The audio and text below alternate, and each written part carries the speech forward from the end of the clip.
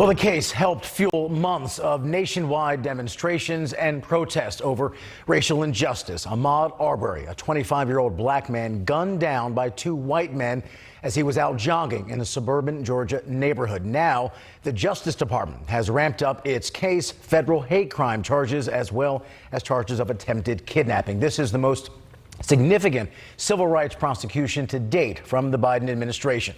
NewsNation correspondent Janelle Fort has the latest tonight on the investigation.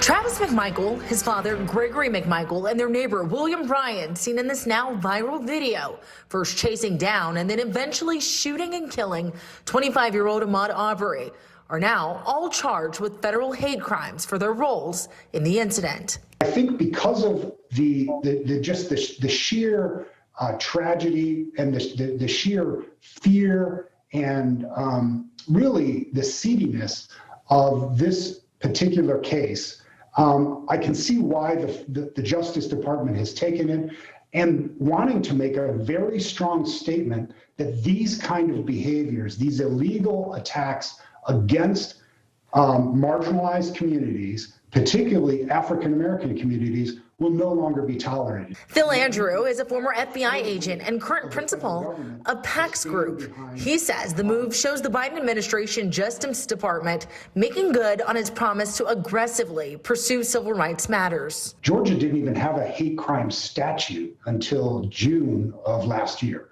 This took place in February, and Georgia had previously had a hate crime statute that was taken off the books and only returned after this incident, and largely because of this incident. The new charges for the three men include one count of interference with civil rights and attempted kidnapping.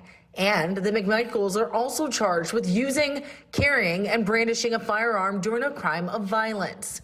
The indictment alleges the McMichaels, who were white, quote, armed themselves with firearms, got into a truck and chased Arbery through the public streets of the neighborhood while yelling at Arbery, using their truck to cut off his route, and threatening him with firearms.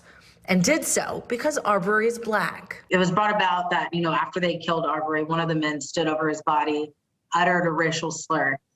And that's kind of premise to these hate crime charges. But how do prosecutors prove that?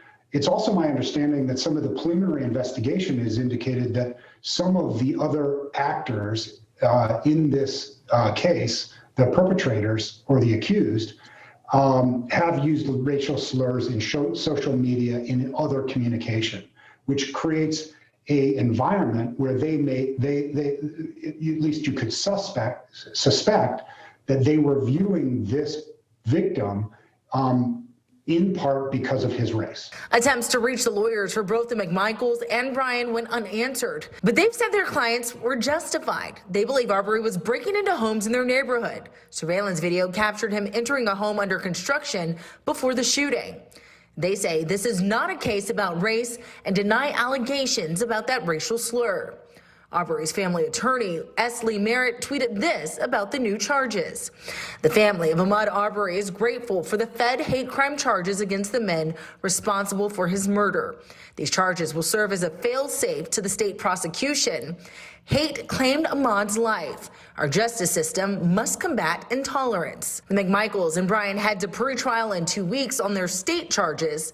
A timeline on the federal trial right now is unclear. Janelle Fort, NewsNation.